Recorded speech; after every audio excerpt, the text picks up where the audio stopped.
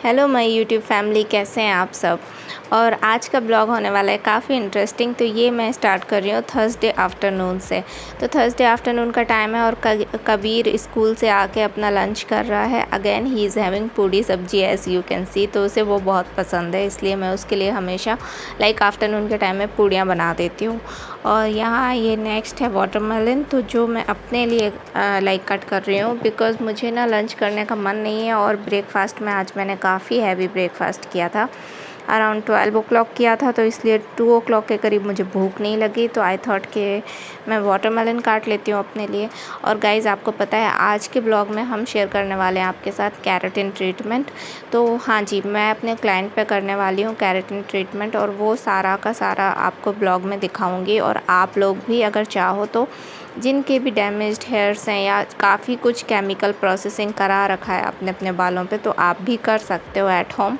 But guys, for doing at home you need knowledge and also you need a helper, कि आपको कोई help के लिए ज़रूरी है, अदरवाइज़ आप अपने हेयर्स को डैमेज भी कर सकते हो। तो आप मेरे पूरे ब्लॉग में देख सकते हो, लर्न कर सकते हो एटलीस्ट, और लर्न करके you can try it. But please, अगर आप कभी भी करते हो ना, तो मैं आपको सजेस्ट करूँगी कि आप कोई ना कोई प्रोफेशनल के अंडर में ये काम करें, ट्राई करें, देन आप किसी के ऊपर किए करें, otherwise it can go wrong, और वो रिस्क मत लीजिएगा।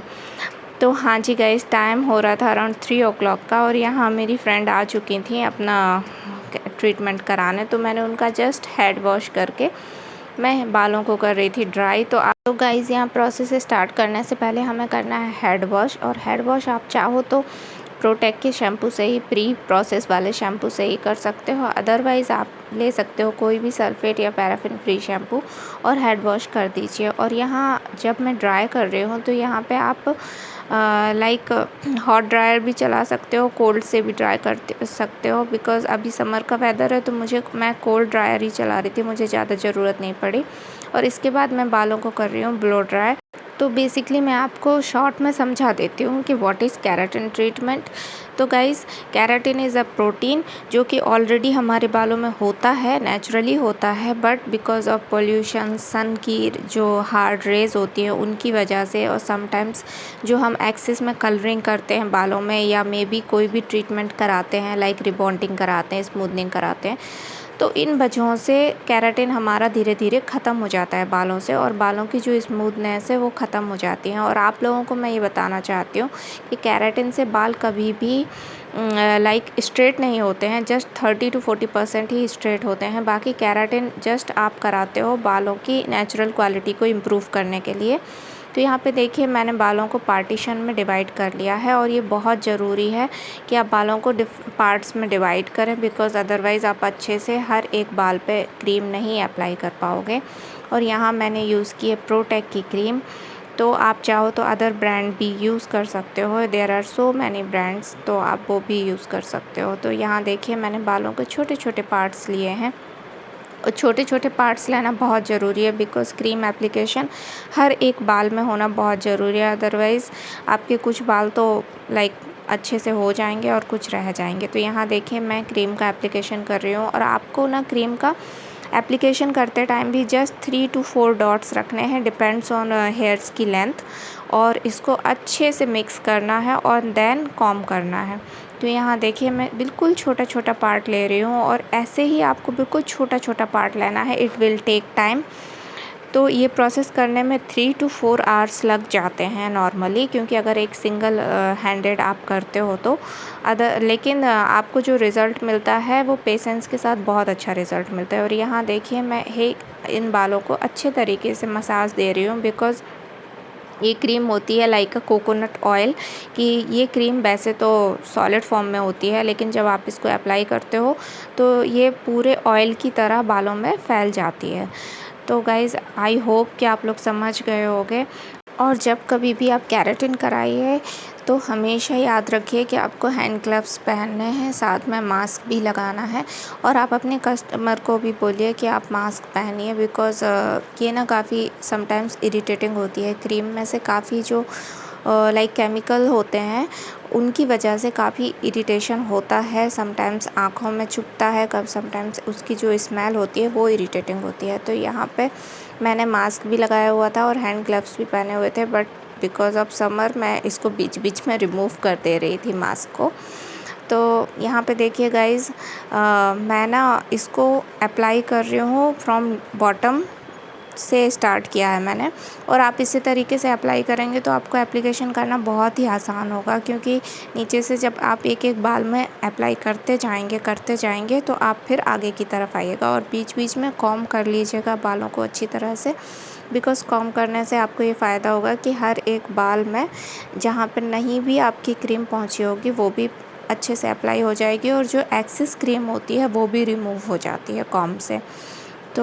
तो इसी तरीके से हमें पूरे बालों में क्रीम करनी है अप्लाई, और बस छोटा छोटा सा पार्ट्स लेके, और लास्ट में सारे हेयर्स को मैंने कर दिया था कॉम्ब।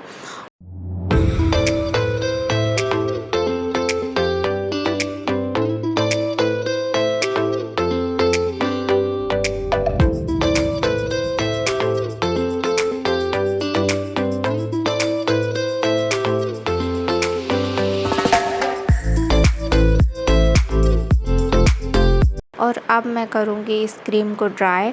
तो जहाँ जहाँ भी हमने क्रीम लगाई है तो काफ़ी हद तक वैसे तो लगाते लगाते सूख जाती है, बट जो रह जाती है उसको ड्रायर से कोल्ड एयर की मदद से हमें ड्राई करना है सारे हेयर्स को।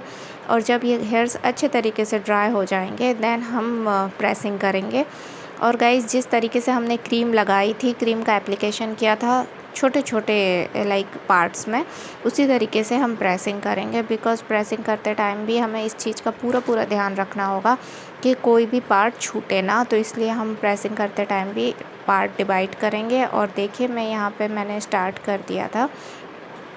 तो ये प्रोसेस भी हमें छोटे छोटे पार्ट्स में करना है। अगर आप छोटा मोटा या ज़्यादा थिक पार्ट लोगे तो फिर आप जो चाहते हो ना वैसा रिज़ल्ट नहीं मिलेगा।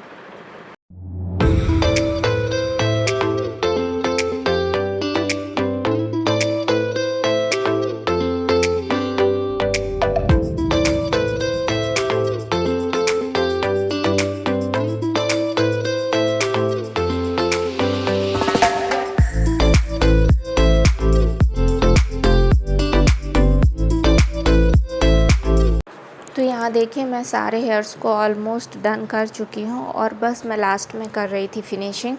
तो ये फिनिशिंग करना भी बहुत ज़रूरी है। आप जब सारे हेयर्स को प्रेसिंग कर देते हो तो लास्ट में आपको देखना होता है कि कहाँ कहाँ आपको थोड़ा बहुत भी डिफरेंस नज़र आ रहा है, तो आप उनको भी फिनिश कर दीजिए। और ये हेयर्स हो चुके थे डन। तो इसके बाद की क्या प्रोसेस है, तो गाइज़ अगर आप प्रेसिंग कर चुके हैं तो बालों को अच्छे तरीके से उसी तरीके से मैनेजेबल तरीके से रखिए। लाइक आपको 2 दिन तक इसको टाई नहीं करने हैं हेयर्स को, और आफ्टर 2 डेज़ आपको वॉश करना है। तो वॉशिंग के लिए भी आफ्टर 2 डेज़ मैं अपनी क्लाइंट को बुलाऊंगी, और देन टिल दैट क्रीम उसी हेयर्स में रहेगी। तो don't worry about that, because pressing करने के बाद ना ही आपको क्रीम की स्मेल आती है, और ना ही जो केमिकल का रिएक्शन होता है, इरिटेशन होता है, वो होता है।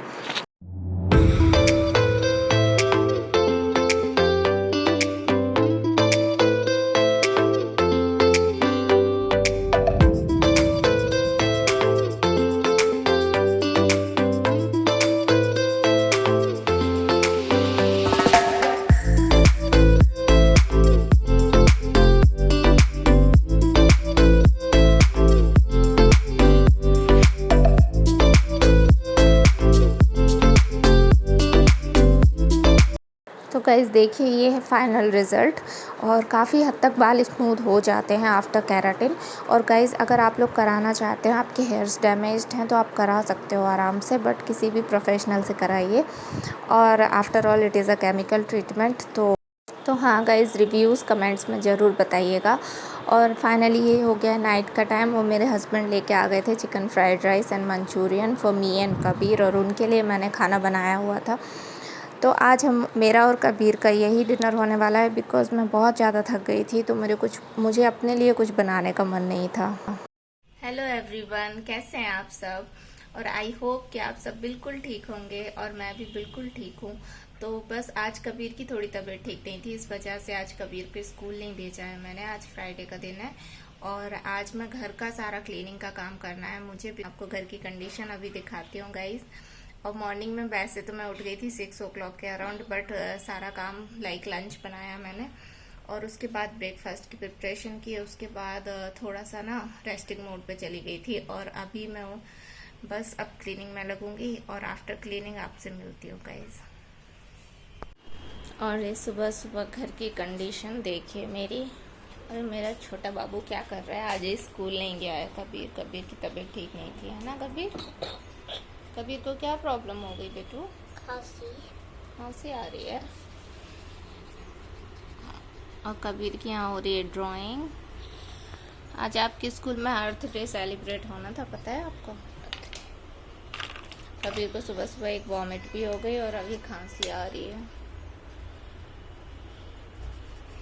और अब आज मेरी मेड भी नहीं आ रही, तो I have to clean these all thing.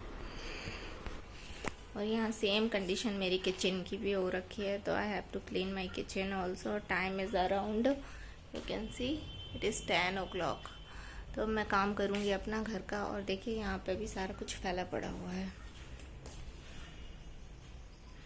So I have to clean all the things and then I will meet you. तो गाइज़ अब मैं काम स्टार्ट कर रही हूँ from the folding bed sheets, because आज मेरी हाउस हेल्पर नहीं आई हैं, तो मुझे ना सारा झाड़ू पोछा बर्तन एंड कपड़े फोल्ड करना और ये सारे काम मुझे ही करने थे। और I was not feeling well because Kabir की तो तबीयत ठीक नहीं थी, बट मुझे भी बॉडी हैक हो रहा था। तो बट कभी कभी ऐसे हो जाता है, जब प्रॉब्लम होती है ना तो चारों तरफ से होती है। एनीवेज गाइस, तो मैं यहाँ जल्दी से फोल्ड कर रही थी सारे कपड़े, बिकॉज़ ये काम ना मुझे सबसे ज़्यादा बुरा लगता है। और मुझे ये काम बुरा लगता है इसलिए मैं इसे सबसे पहले निपटाती हूँ, क्योंकि जो काम अच्छा नहीं लगता ना तो उसे सबसे पहले निपटा लो ना, तो फिर उसका हेडेक नहीं होता। अदरवाइज़ जितना बड़ा काम नहीं होता हम उसका इतना ज़्यादा टेंशन ले लेते हैं। और यहाँ मैं ओपन कर रही हूँ फ्लिपकार्ट का एक कोरियर, जो कि मेरी भेजा है मेरी भाभी ने, मीन्स कबीर की मामी ने। तो कबीर की मामी ने भेजा है कबीर के लिए kurta and pyjama which was very beautiful. Colour बहुत सुंदर है और इट इज़ प्योर कॉटन, तो बहुत अच्छा है।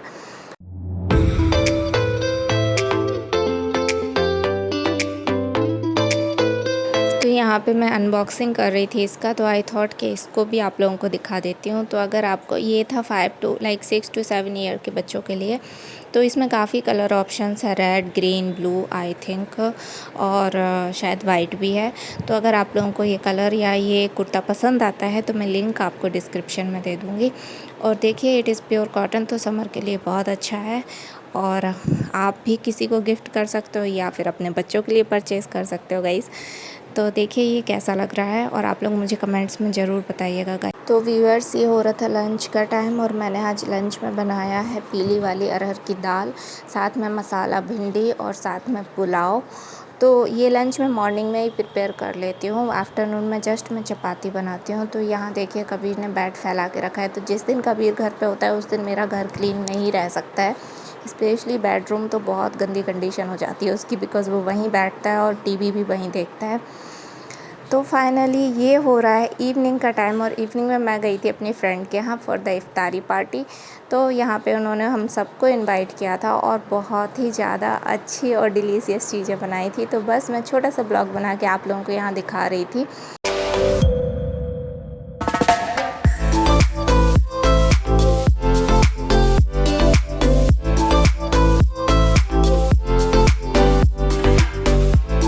तो यहाँ पे देखिए उन्होंने काफ़ी मेहनत की थी to cook this food from morning to evening. तो I would like to thank her for such a yummy food. तो गाइज़, ये टाइम होता है जब हम एक दूसरे से मिल लेते हैं और एक दूसरे से बातचीत कर लेते हैं, बिकॉज़ आई नो कि ऐसे तो सारे के सारे अपनी लाइफ में बिज़ी होते हैं। तो आज का ब्लॉग आप लोगों को कैसा लगा ज़रूर बताइएगा, और अगर पसंद आया तो like share and subscribe to my channel. और आज का ब्लॉग मैं यहीं एंड करने जा रही हूँ। तो मिलते हैं नेक्स्ट ब्लॉग में, जब तक कि अपना बहुत सारा ख्याल रखें।